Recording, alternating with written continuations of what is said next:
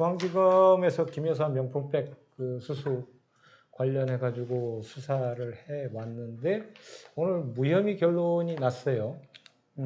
어떻게 보시나요? 이게 그 김건희 여사 수사를 할 때 검찰청 뭐 이런 쪽에 출석하는 방식이 아니라 대통령실로 검찰들이 직접 무슨 뭐랄까 가서 약간 출장 수사 같은 걸 하고 뭐 등등 논란이 있었잖아요. 그래서 그때부터 뭔가 이게 딱 정해놓고 대충 무마하기 위한 수사 아니냐 이런 모양새를 되게 많이 했는데 아니나 다를까 이제 무혐의로 결론이 난 거죠. 그래서 여기서도 문제를 한번 내서 무혐의가 나올 거다라는 게 아주 다소가 나왔었죠. 네. 아 그렇군요. 네. 뭔가 미래를 예측하는 예지력을 한번 발휘하셨군요. 뭐 저희가 기정권. 발휘한 게 아니고 우리 저 그러니까요, 시청자분들께서. 네.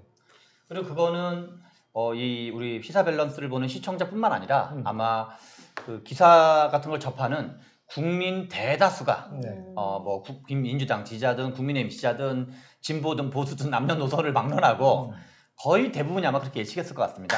그리고 이제 아니나 다를까 이제 그렇게 다시 나온 거여서 용두3위도 아니고 용미3위 아니냐 이런 생각이 좀 듭니다. 근데 하여튼 그 최재형 목사가 그 김건희 여사한테 그 선물을 전달할 때 몇 가지 이제 청탁을 했어요. 부탁을 했어요. 그 뭐 부탁, 청탁 같은 말이겠죠. 법으로 오면 이제 청탁이겠죠. 그 김창준 그 미 연방 하원 의원 그 만약 돌아가시게 되면 국립묘지 안장하는 부분. 그리고 미 전직 연방의원 협회가 방한하면 그 윤 대통령 부부가 접견하거나 그 모임의 행사에 좀 참석해 주십사. 그다음에 통일 TV 송출과 관련해 도움을 좀 주십사. 이런 한 3가지 정도 부탁, 청탁을 한 것 같아요. 근데 이제 이게 그 직무 관련성 없다라는 이제 이유로 무혐의 결론을 냈거든요. 우리 윤석열 대통령께서 이 최혜병 특검이나 김건희 여사 특검을 엄청 세게 이제 반대하시는 분인데 과거에 박근혜 대통령한테 그 어떤 박근혜 대통령 탄핵이나 국정농단 수사를 할 때 이 최순실 씨랑 둘이 무슨 동일한 공동체가 아니잖아요. 그런데 이제 제3자 뇌물금지라는 되게 이제 희한한 법률이 하나 만들어가지고 적용을 했었는데 대통령이 관련 없는 직무는 뭐가 있을까? 그래서 실은 대통령 영부인 그리고 대통령 본인 아마 지금 이런 식이라면 대통령도 업무 대부분이 직무 관련성이 없다 그래도 과언이 아닐 정도로 그래서 대통령과 대통령 영부인에 미치는 권한 범위라는 건 정말 어마어마한 거기 때문에 그리고 실제로 최혜병 논란에서도 그게 지금 쟁점이 되고 있는 거잖아요. 왜 그렇게 과도하게 그 어떤 직접적인 그 상관이나 그런 것도 아닌데 그 다 이제 어떤 그 수사의 권한 중간 레벨들이 다 있는 건데 그래서 직무 관련성이 없다는 얘기도 황당무계한 얘기고 그리고 또 그 무슨 외국인이니까 적용하지 않는다는 거 황당무계한 얘기고 또 공무원인 사람은 원래 또 신고 의무가 있어요.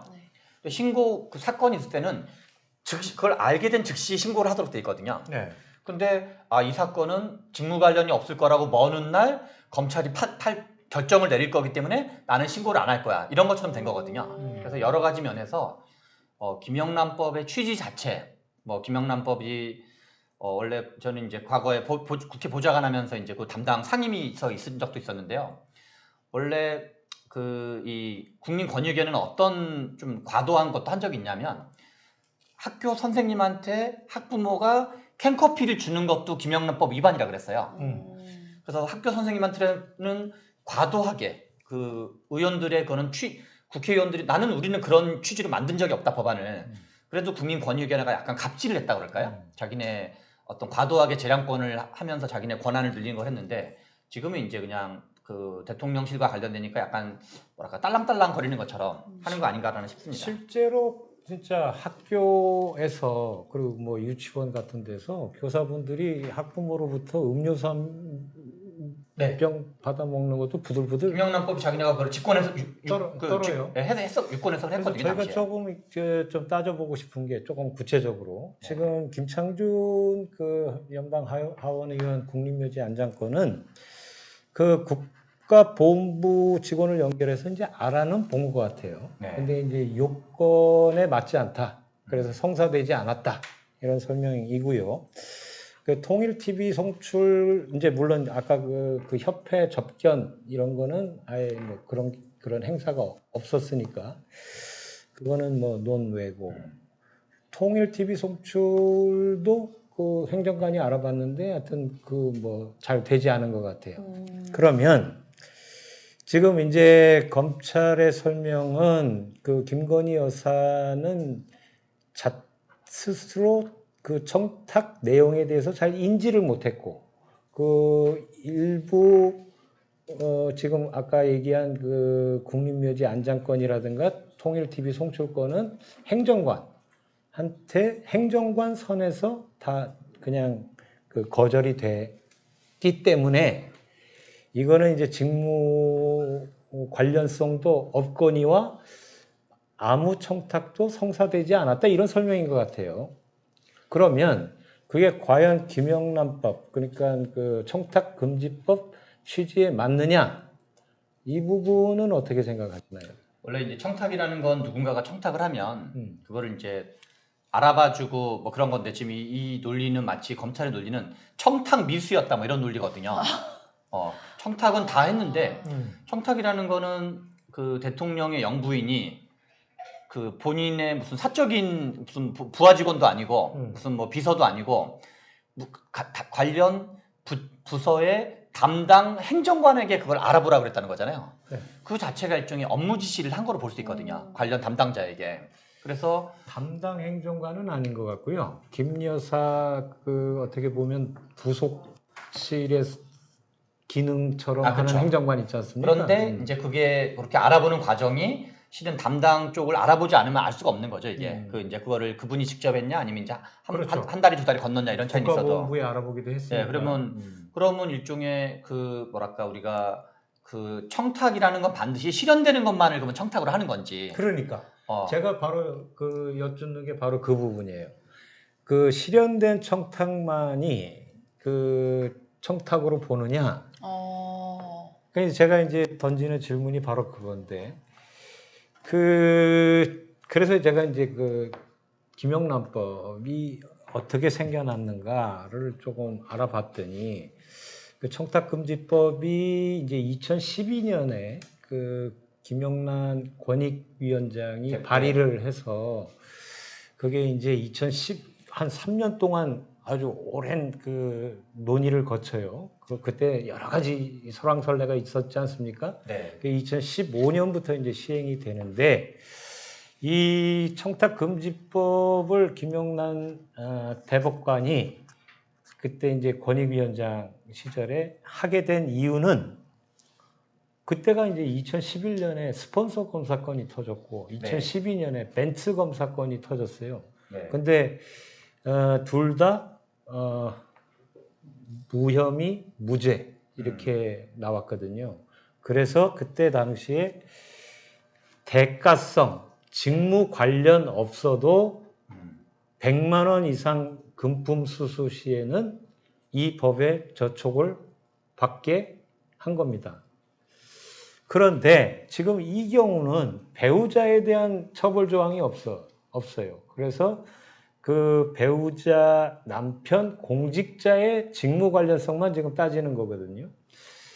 그러면 이제 만약 이게 만약 김건희 여사가 공직자였으면 이거는 뭐 대가성, 직무 관련성 여부 상관없이 1회 100만 원 이상, 연 300만 원 이상에 딱 걸리기 때문에 이거는 뭐 빠져나갈 구멍이 없는데 이 경우에는 이제 배우자 지위이기 때문에 그 해석이 참 묘해지는 부분은 있어요.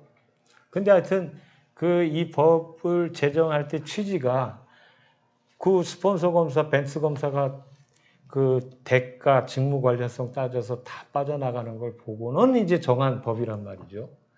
그런 걸로 볼 때 이게 그리고 아까 말씀하셨지만 대통령의 직무 관련 없는 일이 과연 무엇인가? 그렇죠. 이렇게 놓고 볼 때 또 이 오늘 검찰의 무혐의 종결 처리에 대해서 좀 따져볼 부분들이 좀 있을 것 같아요.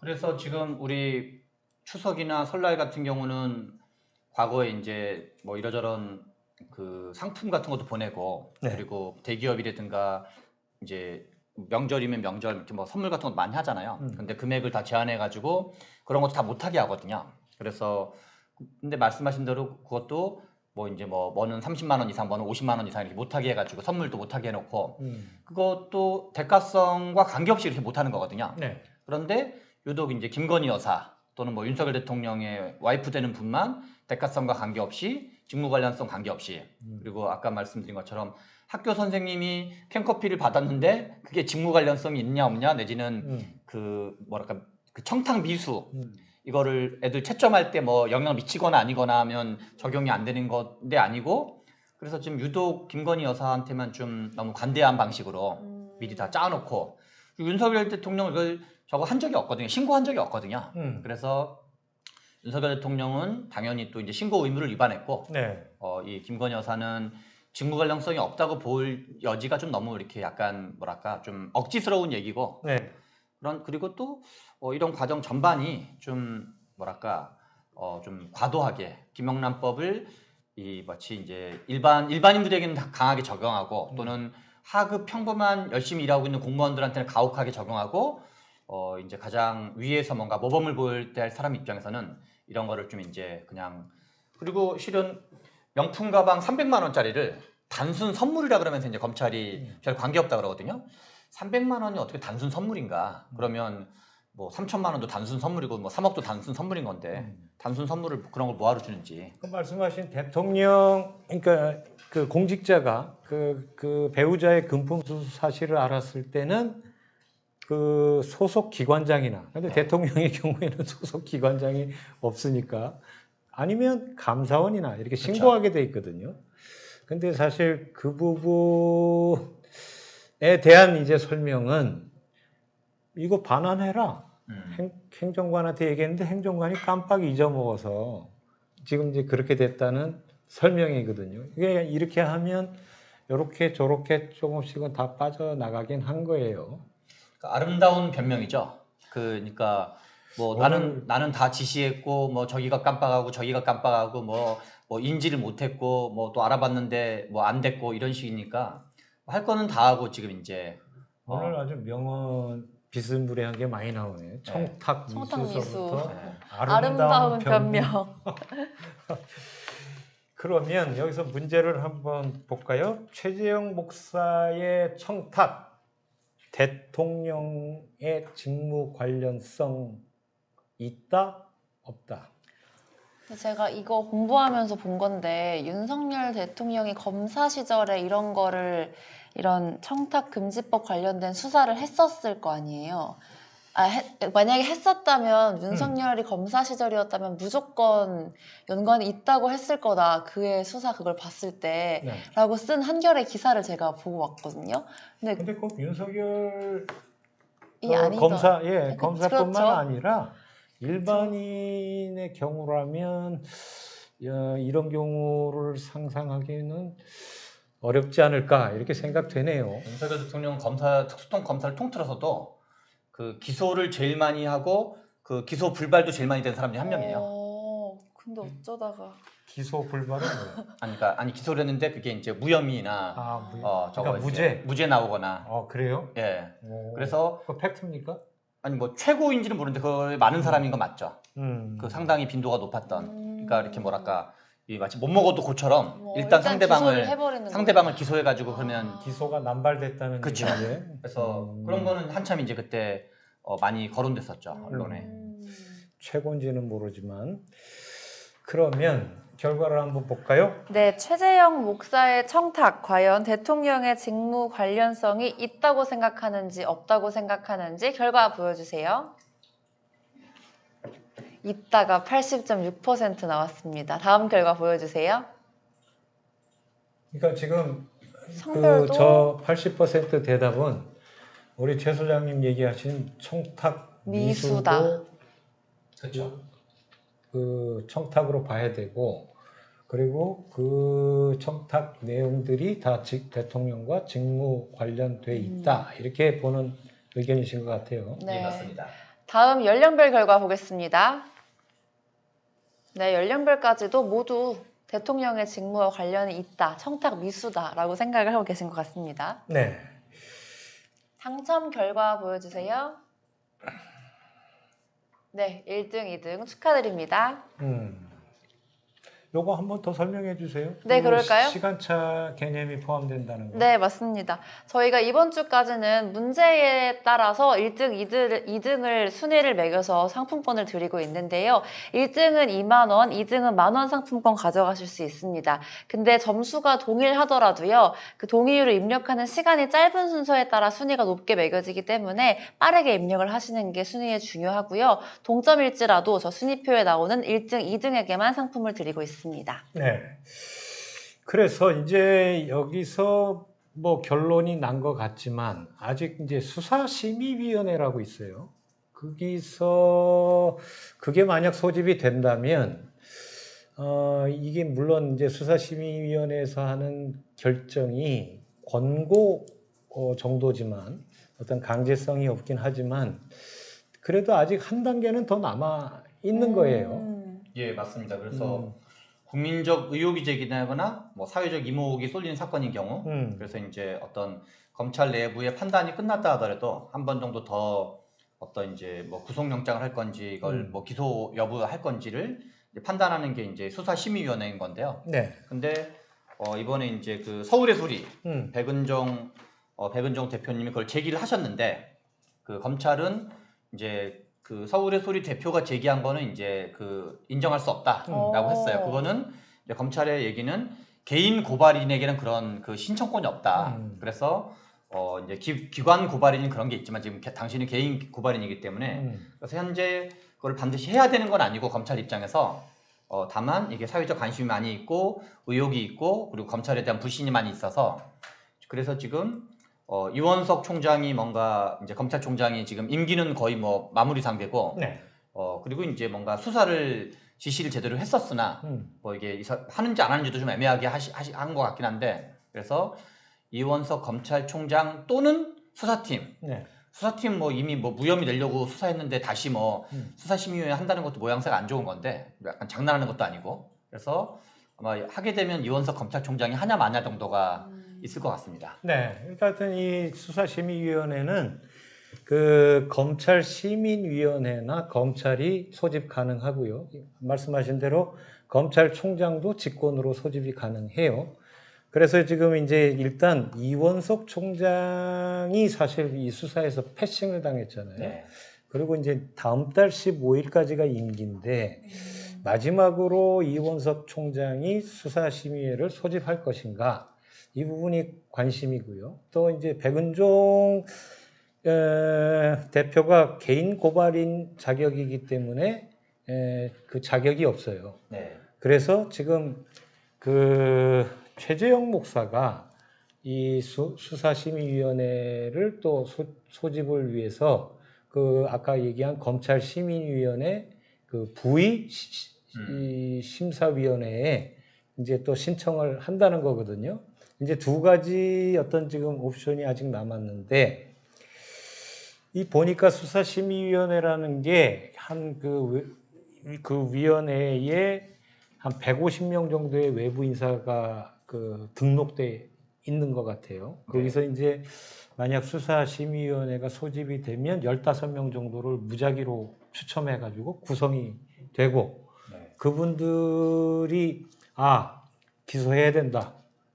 이제 이렇게 권고를 하면 강제성은 없지만 안 따르기가 고려는 해볼 수 있는 거예요.